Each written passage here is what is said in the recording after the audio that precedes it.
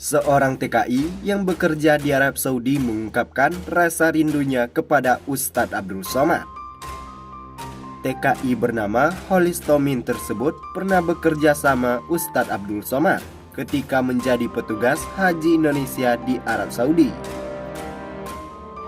Holis bekerja sebagai petugas haji Indonesia sejak 2002 hingga sekarang.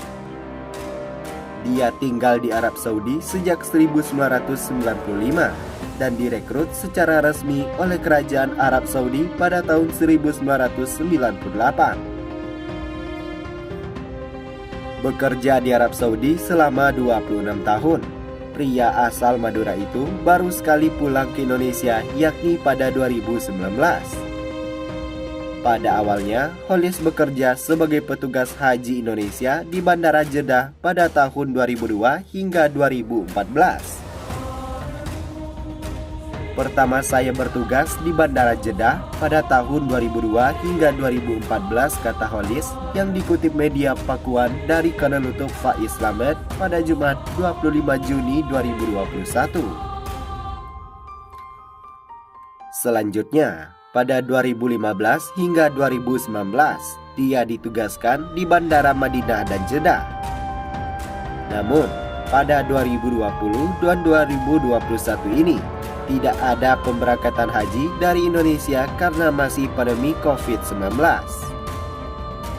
Dia menjadi petugas haji bersama Tentara Negeri Indonesia atau TNI, Kopassus hingga kepolisian.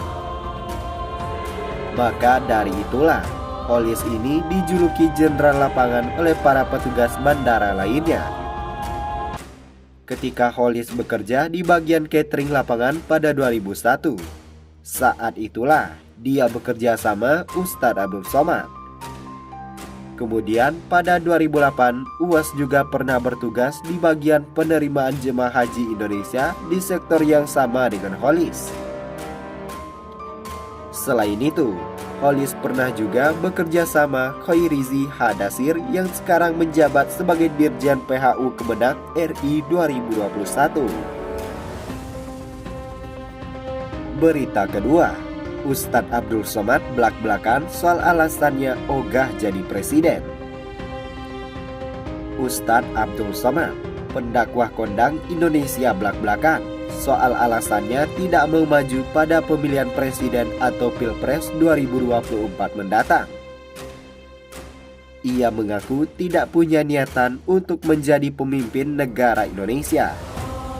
Padahal, Ustadz Abdul Somad atau UAS sendiri disebut-sebut telah dijagokan oleh sejumlah pihak untuk maju pada Pilpres 2024 mendatang. Dalam saluran YouTube Taufik TV pada Rabu 12 Agustus 2020, Ustadz Abdul Somad mengungkapkan alasan kenapa dirinya enggan menjadi presiden.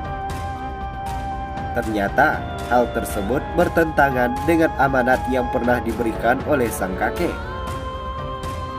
Menurut penuturan UAS, sejak kecil kakek-kakeknya telah berpesan agar dirinya mendalami ilmu agama. Oleh sebab itu, dia kemudian enggan masuk ke dalam dunia perpolitikan. Saya ini bukan ustadz jadi-jadian. Nih, saya kasih tahu ya. Saya dari kecil memang sudah dipesankan datuk-datuk saya. Cucu-cucuku yang ini mesti sekolah agama. Yang lain mau jadi dokter, mau jadi pengacara, mau jadi jaksa, mau jadi hakim, mau jadi polisi, mau jadi tentara. Tapi saya memang pesankan untuk harus sekolah agama tutur UAS. Dikutip suara.com pada Minggu 13 Mei 2020. Lebih lanjut lagi, Ustadz Abdul Somad mengaku rasanya mustahil mengkhianati amanat kakek-kakeknya tersebut. Lagi pula, saat ini sudah beredar sejumlah nama yang dirasakan akan maju sebagai kandidat calon presiden dan wakil presiden untuk Pilpres 2024 nanti.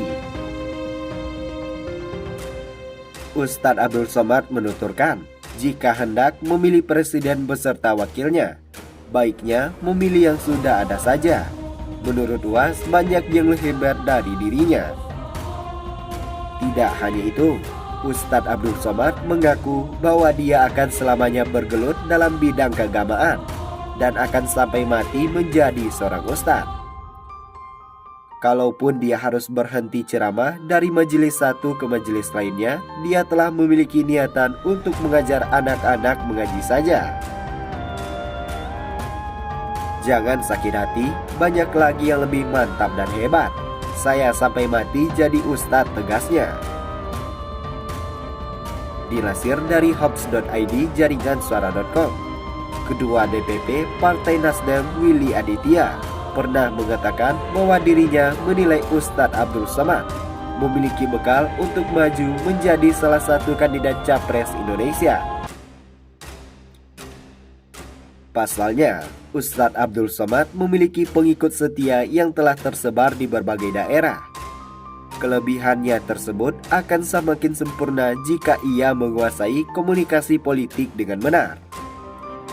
Tentu saja, ranah agama dan politik dalam proses berkompetensi dan kontensasi adalah dua hal yang berbeda.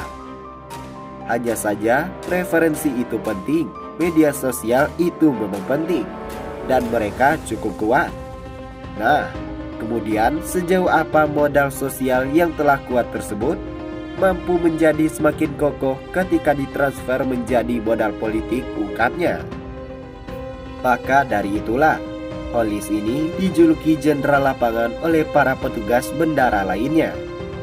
Ketika Holis bekerja di bagian catering lapangan pada 2001, saat itulah dia bekerja bersama Ustadz Abdul Somad. Kemudian pada 2008, UAS juga pernah bertugas di bagian penerimaan jemaah haji Indonesia di sektor yang sama dengan Holis.